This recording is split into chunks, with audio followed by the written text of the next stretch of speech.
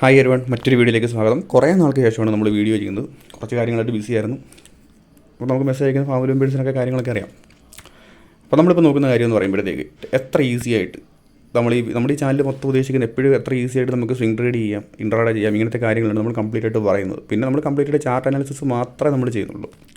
ചാർട്ടിന് തന്നെ പറയാനുള്ള കാര്യങ്ങൾ നമ്മൾ നോക്കുകയാണെങ്കിൽ തന്നെ നമുക്ക് അത്യാവശ്യം നല്ല എൻട്രികളും എക്സിറ്റുകളും എല്ലാം നമുക്ക് ക്ലിയർ ആയിട്ട് തന്നെ കിട്ടും. ഇപ്പോൾ ടാറ്റ മോട്ടോഴ്സിൻ്റെ മൂവ്മെൻ്റ് ഒക്കെ പ്രിഡിക്റ്റബിൾ ആണ്. എങ്ങനെയോ ജസ്റ്റ് അങ്ങോട്ടും ഇങ്ങോട്ടൊക്കെ പോകുന്ന രീതിയിലല്ലേ തോന്നുള്ളൂ. പക്ഷേ നമ്മുടെ റെസിസ്റ്റൻസ് സപ്പോർട്ട് ആ ഒരു ബേസിക് ആയിട്ടുള്ള ഐഡിയ അറിഞ്ഞാൽ തന്നെ നമുക്ക് ഈ ചാർട്ടിൻ്റെ ഒരു മൂവ്മെൻറ്റ് നമുക്ക് ചെറിയ രീതിയിൽ ഒന്ന് പ്രിഡിക്റ്റ് ചെയ്യാം. 100% അല്ല, ഏകദേശം നമുക്ക് പ്രിഡിക്റ്റ് ചെയ്യാൻ പറ്റും. അപ്പോൾ അതിന് നമ്മുടെ റെസിസ്റ്റൻസുകൾ നമ്മൾ തന്നെ ഇവിടുന്ന് ജോയിൻ ചെയ്ത് വരയ്ക്കുന്നു. കണ്ടോ? അപ്പോഴത്തേക്ക് ഏകദേശം ഈ ചാർട്ടൊക്കെ നമ്മുടെ പരിധിയിലായത് നമുക്ക് മനസ്സിലാവും.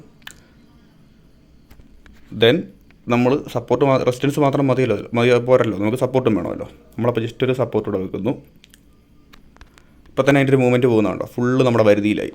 അപ്പോൾ ഇതിനകത്ത് കുറച്ചുകൂടി എൻട്രികളൊക്കെ കിട്ടണം, ഒന്നുകൂടി ഒരു ക്ലിയർ വ്യൂ കിട്ടണമെന്നുണ്ടെങ്കിൽ നമ്മൾ വേറൊരു ലൈനോട് അതങ്ങനെ നമ്മൾ കണ്ടുപിടിച്ച പ്രത്യേകിച്ച് മാജിക്കൊന്നുമില്ല.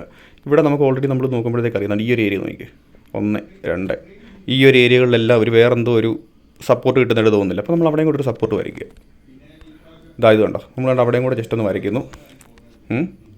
അവിടെ വരയ്ക്കുമ്പോൾ തന്നെ ഏകദേശം നല്ലൊരു മൂവ്മെൻറ്റ് അവിടെ വന്നതുണ്ടോ.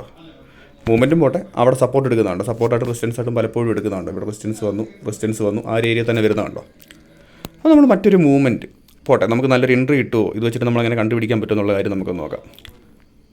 അതുകൊണ്ട് ഇവിടെ ഞാൻ ജസ്റ്റ് ഒരു ട്രെൻഡ് ലൈൻ വരയ്ക്കുന്നു. കണ്ടോ, വലിയ മാജിക്കായിട്ടുള്ള കാര്യങ്ങളൊന്നുമില്ല. ട്രെൻഡ് ലൈൻ ജസ്റ്റ് വരയ്ക്കുന്നു.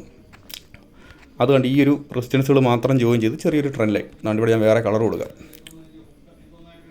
അപ്പം നമ്മൾ ഇതിൻ്റെ ലോജിക്ക് എന്ത്, ഈ ഒരു എൻട്രി എടുത്തിരുന്നെങ്കിൽ അതിൻ്റെ ലോജിക്ക് എന്തുവാ, ഇവിടെ റെസിസ്റ്റൻസ്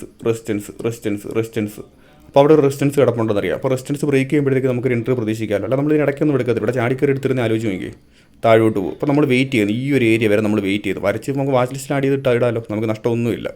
ട്രേഡിംഗ് വ്യൂവിൽ വാച്ച് ലിസ്റ്റ് നമുക്ക് ആഡ് ചെയ്തിടാം. അപ്പം ഇത് ബ്രേക്ക് ചെയ്യുന്നു, ഇവിടെ ഒരു റീടെസ്റ്റ് വരുന്നു. അപ്പോൾ നമുക്ക് ഇവിടെ ഒരു എൻട്രിയെ പറ്റി നമുക്ക് ആലോചിക്കാം. അവിടെ ഒരു എൻട്രി നമുക്ക് കിട്ടിയിരുന്നെങ്കിൽ എത്ര മൂവ്മെൻറ്റ് കിട്ടിയെന്ന് ആലോചിച്ച് നോക്കി. ഇതാ ഒരു 100% അടുത്തുള്ളൊരു മൂവ്മെൻറ്റ് നമുക്ക് ഇവിടുന്ന് തന്നെ കിട്ടി. അപ്പോൾ പ്രോപ്പർ സ്റ്റോപ്പ് ലോസ് ഒക്കെ വെച്ച് കയറിയിരുന്നെങ്കിൽ നല്ലൊരു എൻട്രി അല്ലേ, അത് കുറച്ച് വെയിറ്റ് ചെയ്യാന്നുള്ളവർക്ക് ഉറപ്പായിട്ടും. അപ്പോൾ നമുക്ക് എവിടെ വരെ നമുക്കത് ഹോൾഡ് ചെയ്യാൻ പറ്റും, ഉറപ്പായിട്ടും തൊട്ടടുത്തൊരു മെയിൻ റെസിസ്റ്റൻസ് വരെ. അതുകൊണ്ട് ഇവിടെയാണ് നമ്മുടെ അടുത്ത റെസിസ്റ്റൻസ് കിടക്കുന്നത്.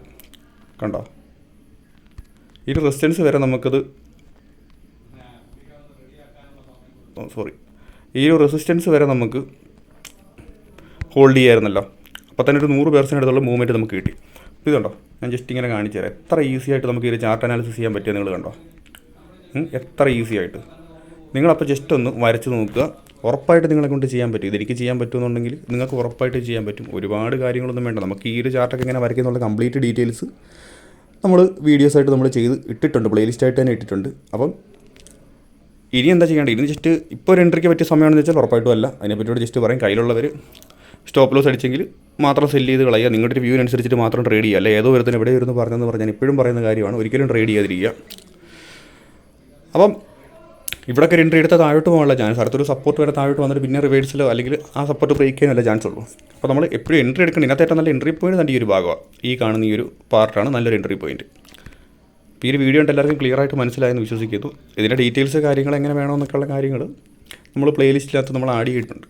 കാരണം ക്യാൻഡിൽ സ്റ്റിക്സിനെ പറ്റിയും അതിൻ്റെ പാറ്റേൺസിനെ പറ്റിയും എങ്ങനെ വേണമെന്നുള്ള കാര്യത്തെ പറ്റിയും എല്ലാം നമ്മൾ ആഡ് ചെയ്തിട്ടുണ്ട്. പിന്നെ ഞാനും ഇതിനകത്ത് എൻട്രി ഒന്നും എടുത്തിട്ടൊന്നുമില്ല. ജസ്റ്റ് റാൻഡമായിട്ടൊരു ചാർട്ട് കയറിയപ്പോഴത്തേക്ക് കണ്ട കാര്യങ്ങൾ ഞാൻ നിങ്ങളുമായിട്ട് എൻ്റെ ഫാമിലി മെമ്പേഴ്സുമായിട്ട് ഞാൻ ഷെയർ ചെയ്തേ ഉള്ളൂ. ഇപ്പോൾ ഇതാണ് നമ്മൾ കംപ്ലീറ്റ് ആയിട്ട് നമ്മൾ ചാർട്ട് നമ്മുടെ കയ്യിലായി.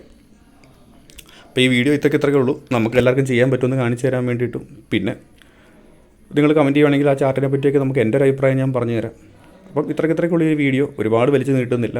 വീഡിയോ കണ്ടിരുന്ന എല്ലാവർക്കും നന്ദി. അപ്പോൾ എല്ലാവരും ട്രൈ ചെയ്ത് നോക്കുക, എല്ലാവരെ കൊണ്ടും ചെയ്യാൻ പറ്റും. ഇത് നിങ്ങൾക്കൊക്കെ തന്നെ ഇരുന്ന് ചെയ്യാവുന്ന കാര്യങ്ങളേ ഉള്ളൂ. ഒരിക്കലും പൈസ കൊടുത്ത് പഠിക്കണമെന്ന് ഞാൻ പറയത്തില്ല, അത് നിങ്ങളുടെ പേഴ്സണൽ ഇഷ്ടം. പക്ഷേ നിങ്ങളൊന്ന് ആലോചിച്ച് നോക്കുക. അപ്പോൾ വീഡിയോ കണ്ടിരുന്ന എല്ലാവർക്കും നന്ദി. നമുക്ക് മറ്റൊരു വീഡിയോയിൽ കാണാം.